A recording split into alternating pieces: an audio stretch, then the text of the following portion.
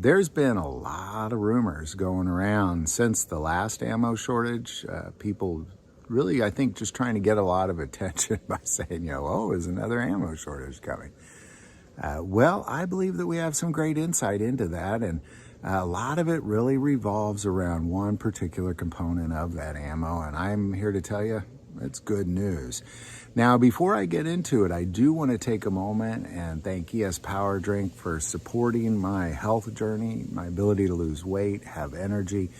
I'm out here, been hunting, and I've been climbing up and down some steep hills, and I'm really not having any problem doing it. I have so much energy, and I believe a lot of it has to do with being able to put down Trinidad scorpion peppers in this drink and not destroy my mouth and stomach in the process, but yet reap the health benefits of the capsaicins. And I believe there's so many health benefits that we haven't even tapped, and I just want to continue to give them a shout out.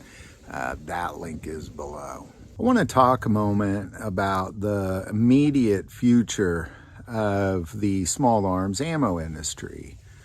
Specifically, just kind of what's going to happen in 2025. Not necessarily beyond that, but just what's about to happen. Because generally speaking, in order to really understand what's going on in the small arms ammo industry, as far as prices, as far as whether there's a shortage coming, because really since the last ammo shortage, there's just been this underlying rumor of another ammo shortage is going to come.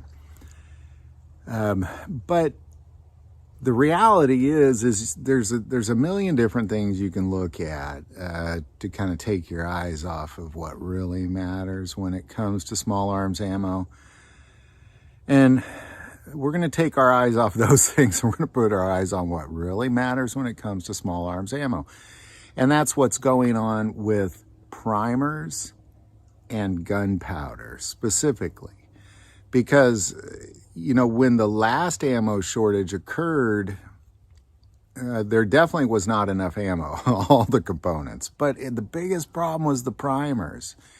If we had more primers, there would have been more production taking place during that ammo shortage, and it would have definitely shortened, if not, for sure limited the past ammo shortage. So I want to take a moment and kind of take a look at what's going to happen to primer production, specifically in America, and primers that are being imported into America. Now, I want to start with taking a look at some good news.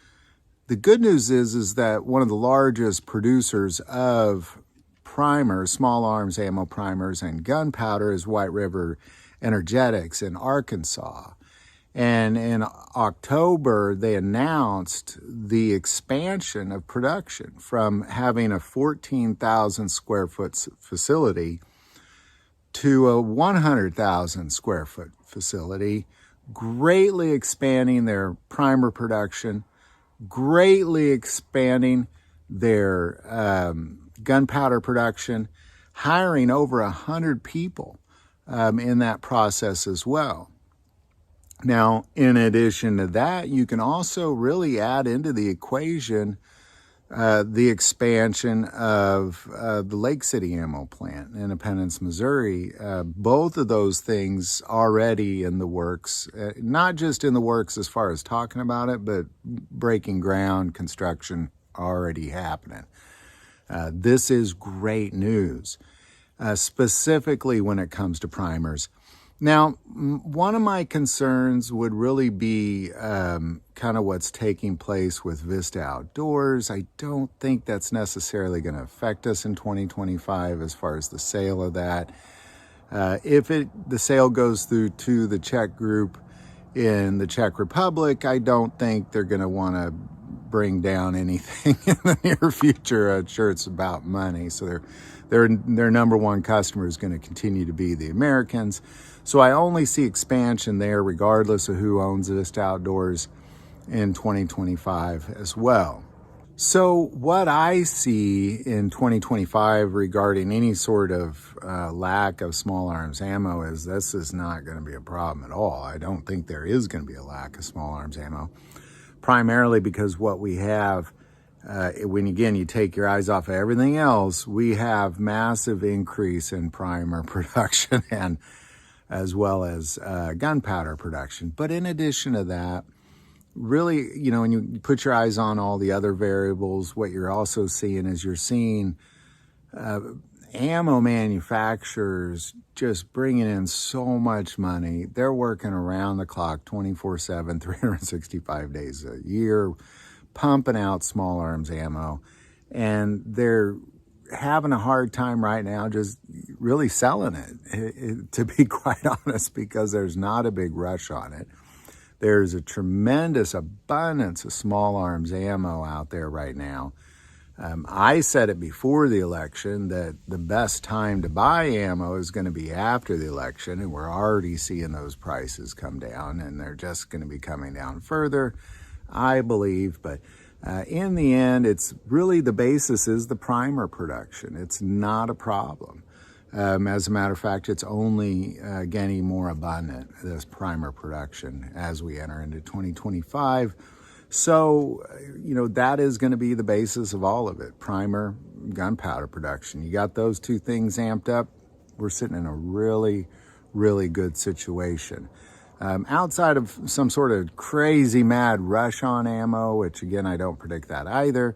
I don't think anybody really necessarily can predict that or say it is or is not going to happen. So please don't hear me saying that I know anything about that. But what I do know is that if you just look at the industry as a whole and you look at the world as normal as you can get, what you have is you have an increase in primer production. You have an increase in gunpowder production. You have an increase in ammo production. And you have a decrease in demand in small arms ammo. On top of all that, spells really good news for the future of small arms ammo in 2025. So there you go. Any thoughts or insights you might have on this, definitely put it below. I do want to take a moment and say that most people watch this channel, hey, they're not subscribers. Click that subscribe button.